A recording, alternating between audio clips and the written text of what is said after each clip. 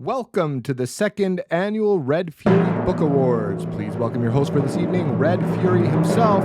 Here's Josh. Thank you, Theo. And yes, welcome to the second annual Red Fury Book Awards. My name is Josh. I'm your host for this event. I'm going to recap my reading year for you, award ceremony style, so I can talk about the best books, the best book series, and the best authors that I read this year. Now, if you're looking for a more traditional type of video, I will shoot two videos in January. One, I'm going to talk about all of my 5-star reads this year, and the second video is going to be a tier list of the 16 book series that I closed out this year. So you can look forward to those in January. Just make sure that you are subscribed to the channel so you can see that when that comes out. I have 7 awards that I'm going to be giving out this evening, so I'd love for you to play along, keep track of all the categories, and then at the very end, drop me a comment, the best things that you read this year. I'd love to hear what you've been reading this year. So let's go ahead and get started. The first award is an author award, and this is an award for my most read author of the year. Now, you may think that this is a quantity over quality type of award, but that's not the case. This year it took 7 books for an author to be eligible for this award. So this recognizes both quantity and quality. For me to read 7 books by an author, it means they're doing something right. So let's go ahead and look at the nominees for the most read author of the year. Joe Abercrombie, who writes grimdark fantasy. Orson Scott Card, who writes science fiction. Robin Hobb, who writes fantasy. Stephen King, who likely needs no introduction. And the first Fury of the evening for most read author goes to Robin Hobb. This is Robin Hobb's second consecutive year to be a finalist in this category, and her first win in a category that rewards both quality and quantity. I kept coming back to Robin Hobb because I simply love just about everything that she does as an author. She's quickly become one of my favorites, and I'm likely not done talking about her this evening. Let's go on to the second category, and that is favorite new author. Now, this is a new to me author. I read a lot of great authors this year, some making debuts, some which were older authors, but these are my 4 favorites of the year. And the nominees are James Clavell, who writes historical fiction, R.F. Kuang, who writes fantasy,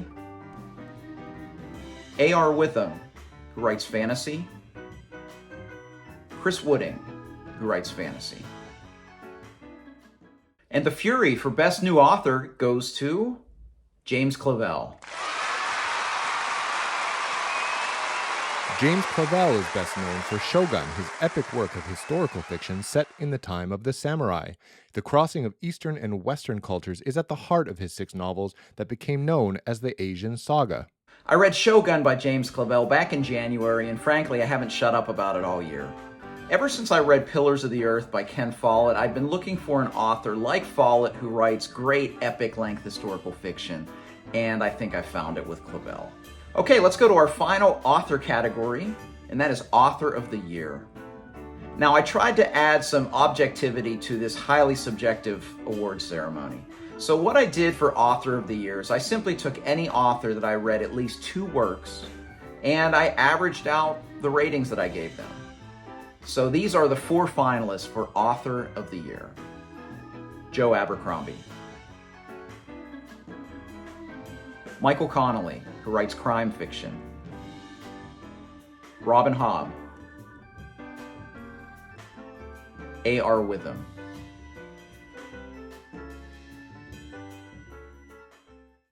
And the Fury for Author of the Year goes to Robin Hobb. This is the second consecutive year that Robin Hobb has won the Fury for Author of the Year, and this is her 5th Fury. Robin Hobb does everything that I value as a reader at an extremely high level. She creates brilliant, character-driven fantasy where you truly emotionally connect with the characters in such a fundamental way, all with a prose style that is simply the best the genre has ever seen. So let's go on to some individual book awards, starting with Best Reread. Now, I do love to reread books. I reread over 20 books this year, and I love to reread books because a lot of times you get a lot more out of it. A great book reread is an even greater book. So here are the nominees for Best Reread. Ender's Game by Orson Scott Card, a modern classic of the science fiction genre. Ender's Shadow by Orson Scott Card, a companion novel to Ender's Game that follows the story from a different perspective.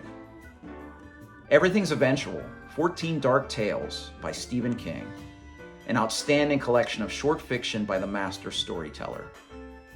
To Kill a Mockingbird by Harper Lee, a classic of American literature. And the Fury for Best Reread goes to Kill a Mockingbird by Harper Lee. To Kill a Mockingbird is a mainstay in many schools' curricula because of its straightforward narrative that examines much deeper themes, including morality, prejudice, and family. To Kill a Mockingbird was a book that I read in high school. In fact, it was one of the few books that I remember enjoying that I was forced to read in high school.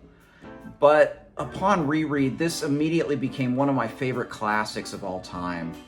I often think of one of the characters, the character of Scout, and I just wonder how her future life unfolded after this book, how the events of this story affected her in the future. That only happens with me in the greatest works of literature, and To Kill a Mockingbird is certainly one of the greatest works of literature. All right, next category, Best Nonfiction Book. Now, I did not read as much nonfiction this year as I normally do, but all four of these nominees are certainly worthy of the title Best Nonfiction Book. And the nominees for Best Nonfiction Book are Dead Wake, The Last Crossing of the Lusitania by Erik Larson. Evening in the Palace of Reason, Bach Meets Frederick the Great in the Age of Enlightenment by James R. Gaines. Longitude, The True Story of a Lone Genius Who Solved the Greatest Scientific Problem of His Time by Dava Sobel. A Soprano on Her Head, Right Side Up Reflections of Life and Other Performances by Eloise Ristad. And the Fury for Best Nonfiction Book is... Oh, who am I kidding? There's nothing on this card. The Fury for Best Nonfiction Book is Dead Wake, The Last Crossing of the Lusitania by Erik Larson. Erik Larson is best known for his style of historical writing that makes his works of nonfiction read like novels. This is his first nomination and first win. What's remarkable for me about Erik Larson's writing is he takes historical events like this Last Crossing of the Lusitania and makes them come alive in such a suspenseful manner. He's the master of a genre that I just personally call narrative nonfiction, where he takes something that you think you know and makes it riveting like the best thriller. He is an author that I will continue to read until I've read everything by him. All right, next category is Best Fiction Book. Now, out of the 124 books I read this year, most of them were fiction, so this is a crowded category, so I went with 6 nominees for this. And the nominees for Best Fiction Book are Assassin's Fate by Robin Hobb, the conclusion of both the Fitz and the Fool trilogy and Hobb's 16-book magnum opus, The Realm of the Elderlings. Fool's Fate by Robin Hobb, the conclusion of the Tawny Man trilogy, which was originally the ending to The Realm of the Elderlings. The Killer Angels by Michael Shera, an historical novel that is a retelling of the Battle of Gettysburg from the American Civil War. The Ocean at the End of the Lane by Neil Gaiman, a short magical tale by a modern master of the fantasy genre. Shogun by James Clavell, an epic work of historical fiction set in Japan during the time of the samurai. The Trouble with Peace by Joe Abercrombie, the penultimate book of Abercrombie's Age of Madness trilogy. And the Fury for Best Fiction Book goes to, keep you in suspense, Assassin's Fate by Robin Hobb. Assassin's Fate is both the conclusion of the Fitz and the Fool trilogy, as well as the 16 books that make up Hobb's Realm of the Elderlings. This is her first win for Best Fiction Book of the Year. All year long, Shogun by James Clavell was atop this list until I finished Assassin's Fate in November. It was the most emotionally moving and emotionally satisfying book I've read in my lifetime. A book so good that when I finished Assassin's Fate, I honestly asked myself if I ever wanted to read again. That's a book of the year. Okay, the final category for this evening is Best Book Series. I closed out 16 book series this year and they were all pretty great.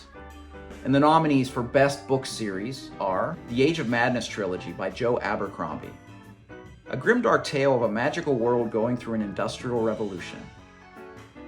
The Earth-Sea Cycle by Ursula K. Le Guin, a highly influential classic fantasy book series. The Fitz and the Fool trilogy by Robin Hobb.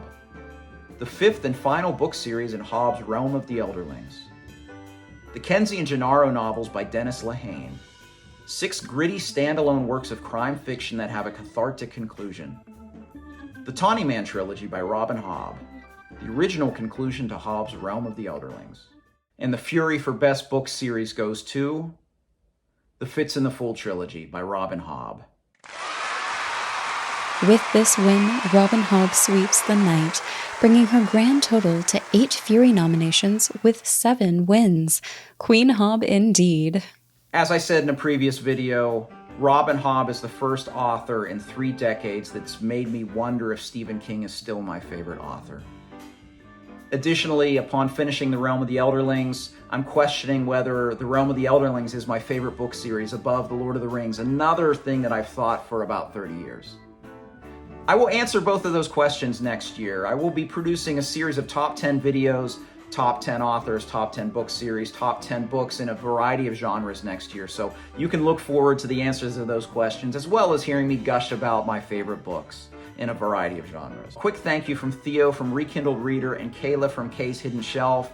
You heard their silky smooth voices that added so much to this video today. If you don't already follow their channels, I've linked them below. They're both awesome booktubers and awesome people as well, so go ahead and give them some love. Thank you both for being a part of this. And as we close out, I would love to hear your answers to all of these. What were the best authors that you read? Who's your author of the year? What's your best fiction book? Best book series? Best new author? Put those in the comment section below. I'd love to talk with you about them, as well as my choices. Were there any surprises? I bet some of you are surprised that Shogun wasn't book of the year. But if you like this video, please like and subscribe. You can also find me on Twitter and Goodreads and a few Discords like the Keymark and the Grimoire Discords. I'm there quite a bit. As always, thank you for watching. Until next time, goodbye.